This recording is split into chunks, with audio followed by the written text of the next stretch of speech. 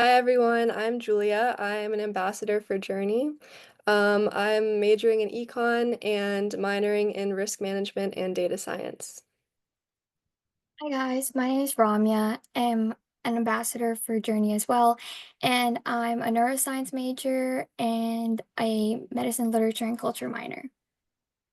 So, just to introduce UNC Journey, if you haven't heard about it, we are the Journal of Undergraduate Research at UNC. We're entirely student run. We're comprised of undergraduates from different backgrounds, and we publish research in the disciplines of natural sciences, social sciences, and humanities. And our journal highlights the diversity of research being done on campus. We also host workshops like this one to teach you guys about the different aspects of research.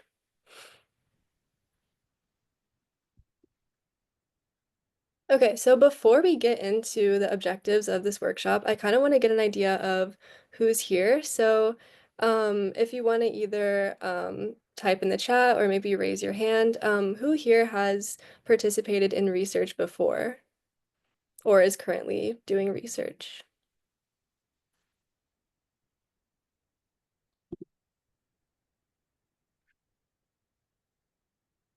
Okay. Okay, so it seems like quite a few of you guys. That's great. Have any of you guys, you can just raise your hand again, if you have ever created a research poster or presented a research poster. Okay, that's great. It seems like a few of you, yeah. Um, okay, perfect. And then for those of you who haven't, hopefully this will be really helpful. So I'll just get into the objectives. So number one, we're going to talk about what is the purpose of a scientific poster. So how is this different from maybe a longer presentation or a paper? Then we'll get into designing an effective poster. So what are the key elements that make up an effective poster? We'll give you some layout and design tips, show you a few practical examples, and then do a quick activity to kind of test what you guys have learned. And then lastly, we'll talk about crafting a compelling presentation. So how do you structure your presentation? How do you engage your audience? And we'll talk about timing as well. To get started, we're just going to talk about what exactly a scientific poster is. And it's kind of different from papers and presentations because it's a way more concise way of presenting your research and what exactly your research topic is because it all fits on one poster board. And pretty much what exactly it is just a way of summarizing your information that you've collected through your research and displaying it in a visually attractive way, and this helps generate discussions because it's primarily used in different research conferences and academic events. So it's great to publicize your research and get more traction towards it. And it usually includes like a mix of brief text and different visual aspects. It can also be multimedia where some people put um like an iPad screen with some sort of interactive aspect to get to understand what their research really is. And the main idea is for it to visually communicate what your research findings are. And it's very helpful in promoting your research and to help with networking as well. So the specific goals of a scientific poster are again to convey the main message of your research project. It's very different from a presentation because a presentation or like a slideshow is meant to be gone over and presented. It can it's specifically meant to be gone along with a presenter. However, a poster should be able to be readable by anybody as it doesn't involve too much jargon. Um, so it should be fairly understandable even without someone presenting it. So a common mistake of posters is often oversharing or overanalyzing things as it defeats the purpose of the poster itself as it should be concise and not meant to be a complete description of everything that you've completed. That's what a paper is more likely for. So the key focuses of a poster are making sure it's visually engaging. So try to include as many pictures and try to avoid large text boxes as it can be distracting. So these Images are very helpful in sparking conversations as it's easier for people who do not know much about your research to understand it better, and it invites people to ask questions about it. And what a good comparison is a well-designed poster attracts attention as it sort of acts as an advertisement for your research. So it should be so visually appealing that people are drawn towards it and want to learn more about it. And it teaches people what you have learned from your research experiences as you've probably learned a lot from your research, your findings, the methods of finding it. So you should probably concisely word this and put it on your poster.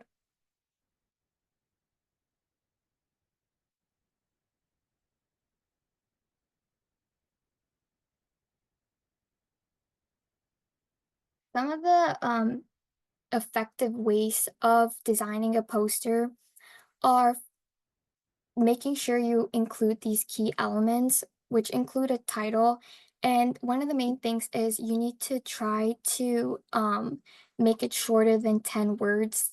That's just one of the rules. And it's also easier for people to understand it if there's no sort of specific jargon, which just pretty much just means try not to use super specific wording that people may not be able to understand so that it's more clear and more engaging and makes people want to come by and learn more about your research. So the main sections that your poster should be distributed or sectioned off into are the introduction, the methods, the results, the discussion, the conclusion, and your references. And also make sure you include acknowledgments as well as like which includes other people that have worked on your research because it's important to give credit where credit is deserved. And another important thing is make sure you don't overfill your poster. Like, don't put everything on your poster that you have ever done through your research because a lot of things can go ignored on your poster, and everything on the poster should serve a purpose. So, like, people should learn something specific from each section of your poster. So, try to avoid overcrowding things and try to break up everything into smaller chunks and include pictures in between so it's easier to read. And I know everybody's heard it, but sometimes less is more, and especially in a poster compared to a presentation, less is more because it's easier for people to understand, especially considering your audience, because some people maybe have never done research and would like to learn more. So making sure you know who exactly your audience is, because there's probably going to be a wide range of people coming to learn from your poster. Okay, so just to get into a few layout and design tips. So you're gonna want to have clear headings and logical flow. So this just means making sure that your poster is broken up into different sections that visually just make sense for the viewer. This could mean including some diagrams and lots of images. You want to maintain consistent fonts and colors and avoid clutter. So you want to make sure there's enough white space in between the sections so that the viewer of the poster is not overwhelmed. And then using color effectively to draw attention without overwhelming. This is really key. In a little bit, we'll show you guys some examples, and some of them use too much color, and that can be distracting from the actual content of the poster.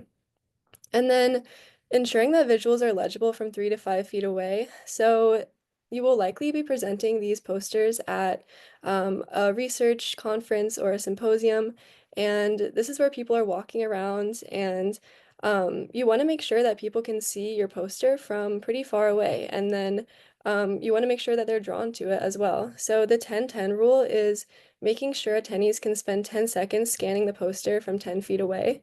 And this just means can they kind of get an idea of what your research is if they're walking by it? Like what's going to draw them towards your poster? What's going to make them want to learn more? And then just some specific kind of font sizes. So maybe you are going to be making a poster sometime soon. If you want to kind of jot these font sizes down, these are helpful for, yeah, like knowing if the font is visible. So from 10 feet away, you want to use 80 point font. From 3 to 5 feet away, you want to use 40-point font, and then headings, you usually want to stick to about 50-point font.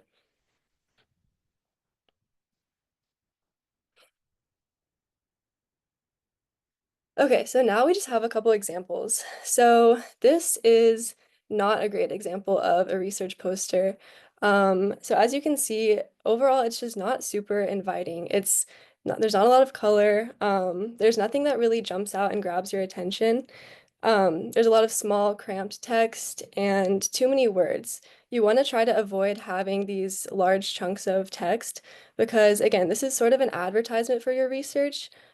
People are not going to want to come up and read your poster. You really want to make sure that people can kind of just get an idea of your research, and then your presentation is going to cover most of the information. Here's another bad example. So this is kind of what I was talking about before about how color can be really overwhelming. So you can tell they kind of wanted to go with a Star Wars theme here. It's a good idea, but I think the background is overwhelming. The stars are kind of distracting from the actual content of the poster. And again, there's a lot of text. So you don't want these large chunks of text. You want to break it up with diagrams and visuals and graphs. And yeah, it's the color is also just not as cohesive as it could be. You want to try to stick to a few colors rather than having so many different ones. It can be distracting.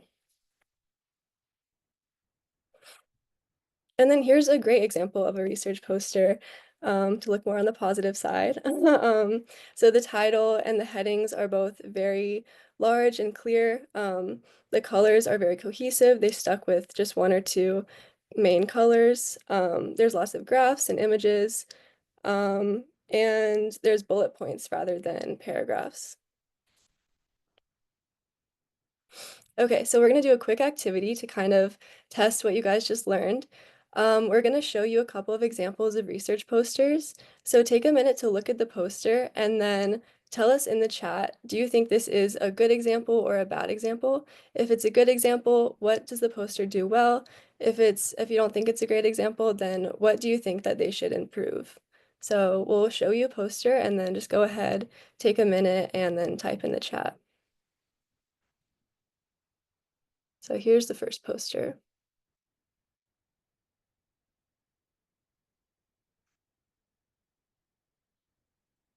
So again, think about, is this a good poster? Is it a bad poster? And then what did they do well or what could they improve on?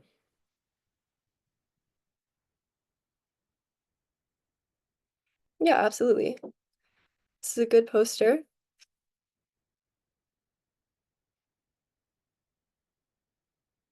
Okay. Yeah, and also this is subjective, so not everyone might like this poster, you might think that it could be improved. Yeah, more images, concise and easy to digest, bullet points, engaging graphics. Yeah, those are all great. Um, yeah, so I think this is a great poster. There's clear headings, cohesive color. Overall, it's a good poster. Hmm. Good visual choices. Yeah.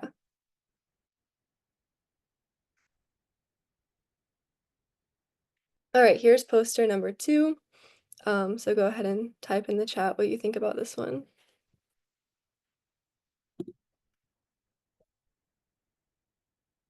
Yeah, the image in the background is very distracting.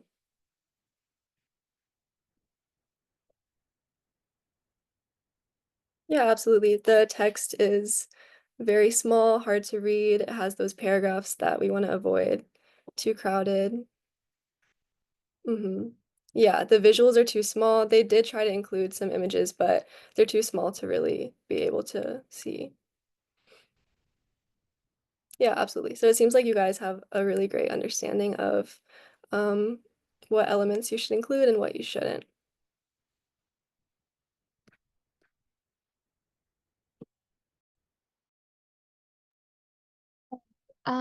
So just another thing to keep in mind is how to craft a compelling presentation. And this is a really important thing to do while you're not only giving like a regular presentation, but specifically while you're doing your poster presentation. The main thing, as I have said before, is to know your audience. And that's because this is probably going to be something you're going to do at various different events. And it's really important to know what kind of people are going to be coming in because most likely it's either going to be other researchers to get to know what sort of research you're doing, or it could be just other students trying to get to understand what sort of research is being done, so understand what sort of research they want to get involved in later.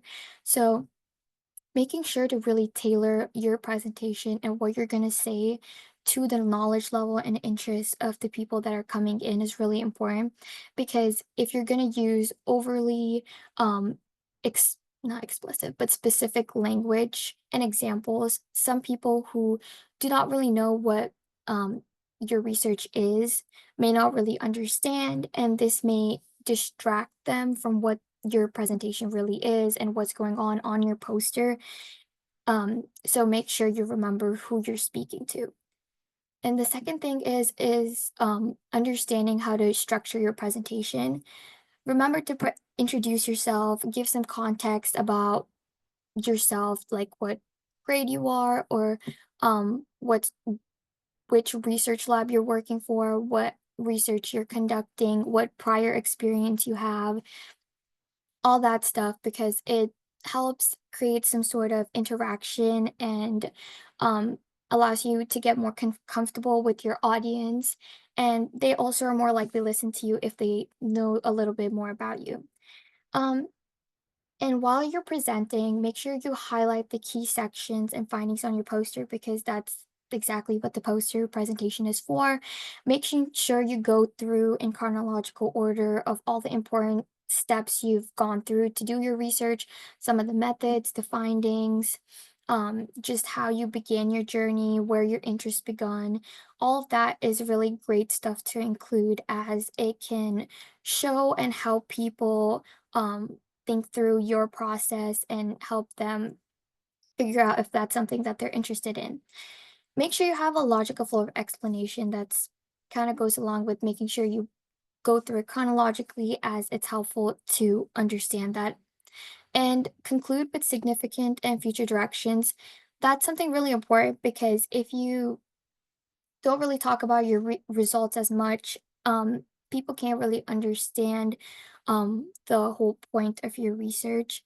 And it's really important to talk about sort of what further steps you're going to take and where you are going to take your research next because it helps them specifically like other researchers that are interested in your research. It helps them network better, and you can probably find new opportunities as well through that networking. So it's really important to um, end your presentation really strong because you never know what sort of opportunities are going to come next through your presentation.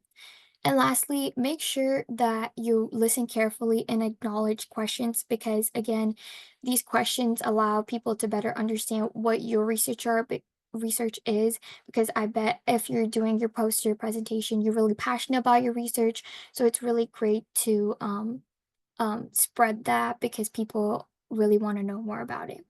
And if you're unsure about what somebody's asking, don't completely dismiss it. Make sure you follow it up or say that you're going to point them to someone else. And encourage discussion because that's kind of the whole point of poster presentation. It's to spread your research and make them understand what you're doing and what you're doing is important. So it's really great way to um, invite people to talk more about your research and see how you can further your own research by talking to other people.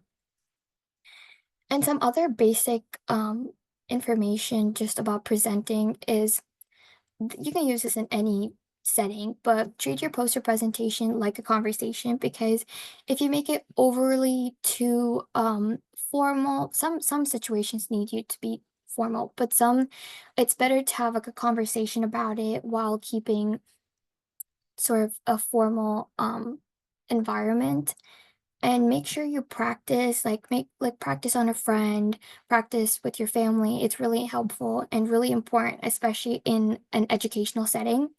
Be enthusiastic about your work because I bet you guys would probably worked really hard on it and are really interested in sharing with other people what your interests are and what your findings are. Just so you feel confident, I bet there's specific dress codes for things. So make sure you're confident and you feel comfortable in that because that is like the first thing that helps you get a good start with your presentation. Practice projecting your voice. Oops, that's really important because it's so that everyone can hear you and can understand you in a sense. And remember that you're the expert. People are coming to you to figure out what your findings are, what your research are. So know that you're the expert. That's going to probably give you a confidence boost. So use that to your advantage. Yeah, absolutely. So just to go over a few engagement strategies. So you want to start with a hook. Um, so you want to kind of like grab the audience's attention. So this could be a surprising statistic that you've learned in your research. This could be a question for your audience. This could be maybe something that connects your research to the real world. And that would just sort of help the audience understand what your research is. You want to avoid just reading from the poster. So again, as Ramya was just saying, you are the expert here. So you know this research in and out, and you should be able to summarize those key points without reading from the poster. This is why we really stress that you don't want to have those big chunks of text. You want to really be summarizing what your research is, and just using the poster sort of to help you with that. And then encouraging questions is super, super important. So you really want to kind of just give an overview of your research, and then those questions from your audience, those are what's going to help you kind of dive deeper into your research and make sure that um, what you're saying is what people really want to hear about. So because of that, you kind of want to stick to 2 to 3 minutes for an overview. And this will leave time afterwards for questions and deeper discussions. So you kind of start off by summarizing and then go deeper into what the audience really wants to hear. Again, this is a great opportunity to network and get feedback from your peers, and teach people about the research that you've been working so hard on. All right, so I think that's all we have. Are there any questions before we wrap up?